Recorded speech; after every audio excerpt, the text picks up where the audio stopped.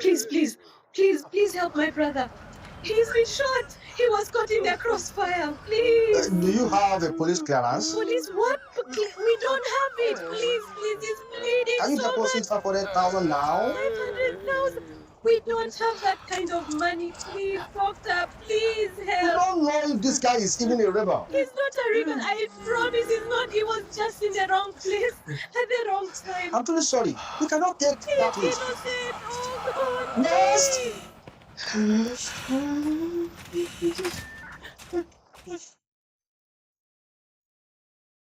This was a situation that happened to my friend. He died 2 days after leaving the hospital because he did not have the money to pay for his treatment. Sadly, he's not the only one. Just like him, over 6,500 people have been killed, and more than 1.3 million people have been displaced due to various crises in Cameroon. The Boko Haram attacks in the north, the recent post-election crisis, and the Anglophone Crisis, which today is a civil war. Those displaced by crisis are typically called IDPs, meaning internally displaced people. However, I choose to call them individuals defeating pain because despite losing their homes, their jobs, and their loved ones, they never give up. After graduating as a clinical biologist in 2015, I was happy to start my career. In 2016, I was able to secure a job in Bamenda, the northwest region of Cameroon. But shortly afterward, everything changed. The Anglophone crisis started. I was forced to flee to Yaoundé, the capital of Cameroon. In Yaoundé, I had no family. I survived due to the kindness of my close friend. There, I searched for a job day and night, but I got nothing. So, I thought, why not volunteer? I decided to volunteer with an organization that was supporting IDPs.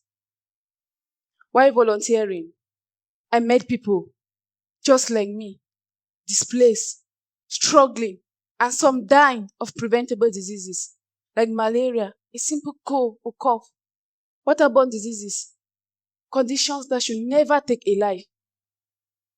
All these triggered my deep childhood memories. I was constantly sick. My grandparents felt helpless because they did not always have the money to take me to the hospital.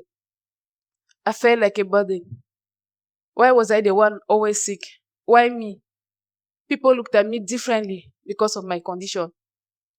And because I wanted to fit in, I wanted to be treated like everyone, I decided to stop talking about my medical condition. But my childhood pain became my greatest motivation to become a medical doctor, to understand my condition and to help others who are in similar conditions. Today, I refuse to be helpless. I refuse to feel helpless as my grandparent. I decided that I was going to use my medical skills to start Zinvara medicentre. Our organization has 3 main approaches. 1, we teach to prevent. We organize and deliver educational workshops on hygiene and disease prevention to IDPs and refugees who are living in calm or overcrowded neighborhoods and slums. 2, we want to care with compassion. Because we have lived through all these experiences, we provide free and affordable basic healthcare services for those who cannot come to Zinvara and those who live far away from a hospital. We organize mobile clinic to bring care directly to them. 3, we want to heal the trauma. Because displacement and conflict are often associated with trauma, we provide psychosocial counseling. We teach them trauma coping mechanism to overcome their trauma gradually. In my city, people don't die because they cannot be treated.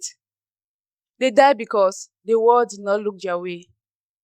They die because the distance to hospitals are so far away.